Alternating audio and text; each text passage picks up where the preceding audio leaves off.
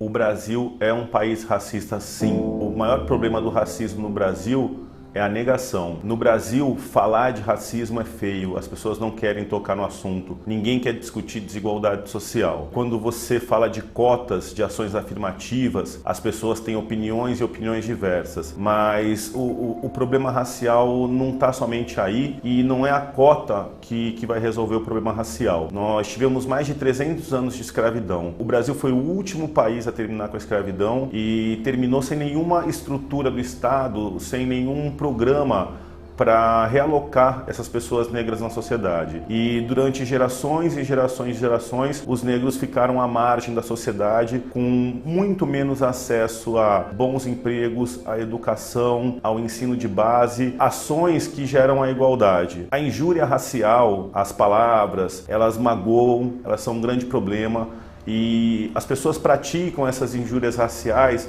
sem ter consciência do que elas estão falando. Tem uma música do Jorge Aragão que fala: se preto de alma branca para você é um exemplo da dignidade, para nós negros nos machuca e nos faz sofrer. Muitas vezes eu fui apresentado em lugares: olha, esse aqui é o da Cunha, ele é delegado de polícia, esse aqui é um preto de alma branca. Eu nunca repudiei, nunca falei nada, nem me sinto vitimizado, mas assim, aquela pessoa cresceu ouvindo injúrias raciais e ela continua propagando sem saber que aquilo machuca o irmão dela. 50% do país é negro. A maior desigualdade racial do Brasil não está nessas injúrias raciais, nessas palavras. Está no acesso. Eu sou delegado de polícia, somos mais de 2.000 delegados de polícia e eu conheço somente 4 delegados de polícia negros. Acredito que existam mais. Não temos ministros negros, tivemos um representante negro no STF. E nos cargos de representatividade, nos cargos de poder, o número de negros é muito baixo. Na minha turma de delegados, éramos em 180 delegados, eu era o único negro. Na minha universidade, na faculdade de Direito, de 2.000 alunos na minha época, há 20 anos atrás, éramos em 3 alunos negros. Eu vou falar que não existe racismo no Brasil? Até quando? Eu nunca toquei nesse assunto antes, porque eu acho ele extremamente delicado. As pessoas, o brasileiro de um modo geral, ele acha que se o negro falar de desigualdade racial, o negro está se vitimizando e praticando um racismo reverso. E essa não é a verdade. Volto a falar, a injúria racial, ela machuca. Mas a questão não é essa, a questão é você estar num restaurante de classe média alta, ter 30 pessoas comendo e você olhar e ver um negro de 30. A questão é você frequentar um clube, praticar algum esporte e não perceber negros. A minha mulher é branca, minha filha é mulata, meus filhos são mulatos, negros também. A gente, de anos para cá, desenvolvemos o hábito. Todas as vezes que nós vamos num local de nível social médio, não é de nível de elite, né?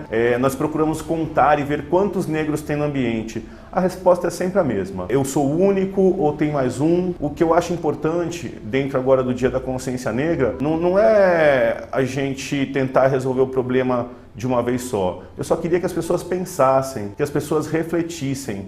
Essa injúria racial do negro de alma branca. Amigos meus falam isso pra mim várias vezes e acham que eu não fico magoado. Eu fico muito magoado. Mas assim, são meus amigos e eu repito, né? Eles não sabem o que eles estão falando. Se eu falar como negro, se eu colocar numa roda de pessoas brancas a questão da cota, na grande maioria das vezes eu vou ser atacado. Em relação à cota, eu concordo com a cota em parte. A cota, ela tem que ser para todo aquele que não teve acesso à educação, não somente para negro. Mas quando a gente fala disso, de todo aquele que não teve acesso, quando a gente chega na favela, a gente tem 70% de negros na comunidade e mais 30% de nordestinos. O número de pessoas brancas de origem europeia e etc. é muito pequeno. A periferia é negra. Eu sou delegado de polícia, já aprendi mais de 4.000 pessoas. Todo dia eu tô vendo que a grande maioria das pessoas que estão infringindo a lei, que estão sendo presas, são negras. Eu converso com eles, eu pergunto.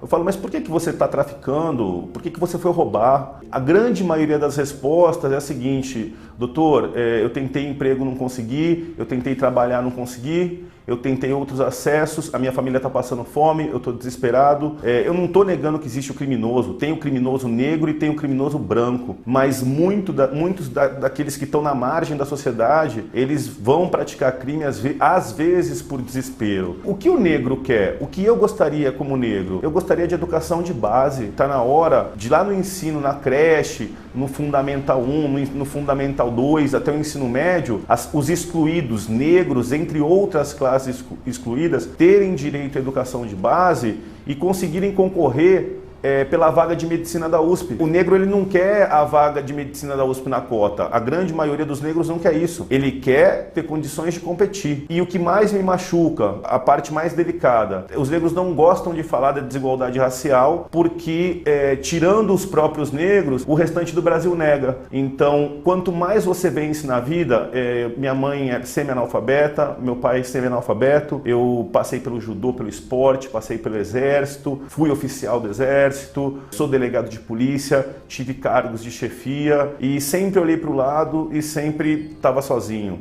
E sempre muitos poucos negros nesses cargos de liderança, nos cargos de chefia. Mas tinha que ter mais negro por quê? Porque tem que ser igual? Porque é uma disputa? Não. Tinha que simplesmente ser isonômico.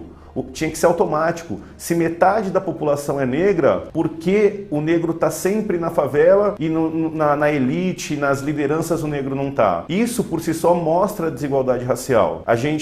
As pessoas se surpreendem, falam, nossa, você é delegado de polícia e é negro. Não devia ter surpresa nenhuma. Tinha que ser totalmente normal. As pessoas falam da Maju, da Maria Júlia Coutinho, apresentadora da Globo. Nossa, uma apresentadora negra. Só o fato de causar essa estranheza já é a desigualdade racial escrachada pra gente.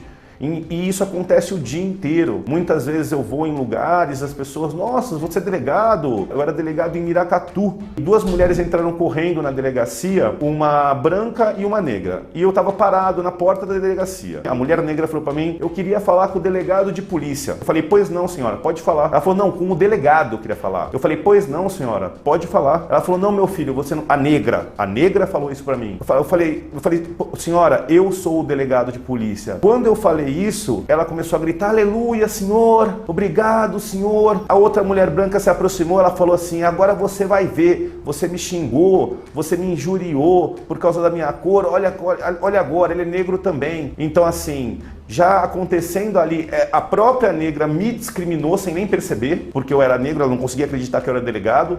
Depois ela quis usar isso contra quem tinha praticado injúria racial contra ela. É uma sequência de desigualdade, de racismo, que as pessoas não sabem nem o porquê e nem da onde, sabe? E isso vem de um processo de abolição da escravatura desestruturado. Eu não estou aqui para fazer propaganda, falar assim, Da Cunha, por que você demorou tanto para falar disso? Porque eu nunca me senti à vontade, porque talvez a mensagem que eu queria passar, ela não fosse tão forte se eu não tivesse me destacado socialmente, se eu não fosse delegado de polícia negro, né? E eu passo essa mensagem para negros, para brancos, para todos.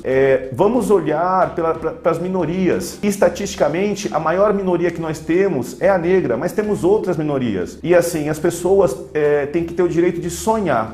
O que eu sempre quis, eu nunca tive direito de sonhar com medicina na USP. Eu fui para o exército, eu fui ser delegado e eu fui seguindo os caminhos das oportunidades que me apareceram. Eu acho que a gente tem que, consciência negra, a gente tem que pensar assim. Estou falando hoje porque acho que chegou o momento de eu falar. Eu acho que a gente tem que pensar em diminuir a desigualdade. Só isso. Existe racismo, mas o Brasil é um país maravilhoso, o nosso povo é maravilhoso e se todos nós com inteligência pensarmos, tivermos ideias juntos, a gente vai diminuir essa desigualdade e não vai se assustar por um negro estar no STF ou por um negro estar em algum lugar e também não vai fazer a conta se é negro ou se é branco. A desigualdade racial, ela vai terminar o dia que ninguém mais olhar para a cor de ninguém.